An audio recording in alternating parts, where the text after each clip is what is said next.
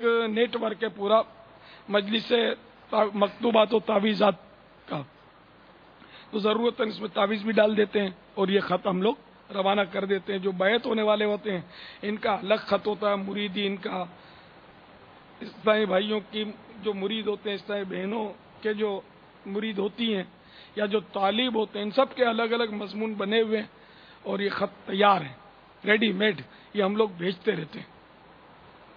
تو ایک تو ہماری طرف سے سامنے والے کی طرف سے کوتاہی یا پھر مقدر کی بات کہ ان کے یہاں کا کوئی ڈاک کا نظام نادرست ہے اور وہ گڑبڑ کر دیتا ہے۔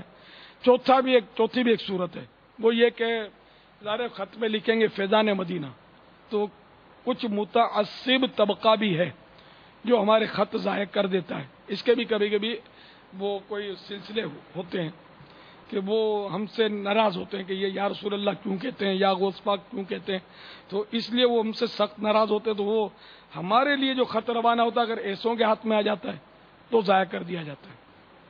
اسی طرح دوسرے بعض ملک ہیں جو ہم سے ناراض ہیں، ہم سے میننگ ہمارے ملک سے ہی ناراض ہیں، تو اس میں اگر ہر ایک قلم سے ایڈریس لکھا جائے تو خطرناک ہوتا ہے کہ وہ ہرے جھنڈے کی نسبت سمجھتے ہیں، غیر مسلم ہوتے ہیں کہ ہرے جھنڈے کی نسبت سے ان کو ایک غصہ آتا ہے، تو وہ خط اس کو نہیں پہنچانا ہے، یہ ہرے جھنڈے والا ہے۔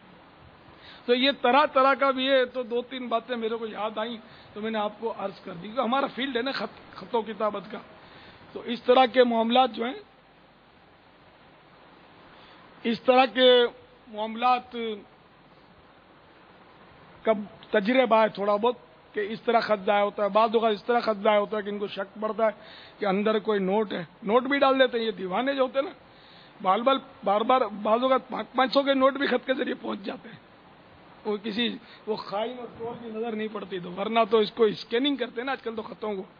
تو اس میں سے یہ کیا کرتے ہیں، کس طرح ضائع کرتے ہیں، اگر اس میں کوئی نوٹ ہے اس طرح کا تو اس کو پھاڑ کے یہ نوٹ کھینچ لیتے ہیں۔ نوٹ بھیجنا خط کے ذریعے غیر قانونی ہے، یہ ذہن میں رہے۔ تو یہ منی آرڈر کے ذریعے بھیجا جاتا ہے، یہ اس میں ہماری رقم کا بھی تحفظ ہوتا ہے۔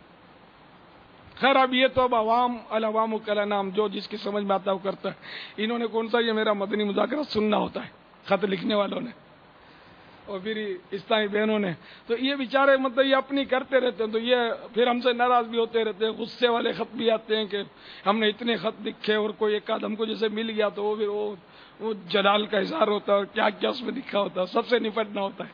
بہرحال تو ایک صورت، دوسری صورت ایک اور یاد آ گئی مجھے، وہ کیا کرتے ہیں، خط پر سے وہ ٹکٹ جو ہے نا وہ نکال لیتے ہیں، تازہ ٹکٹ۔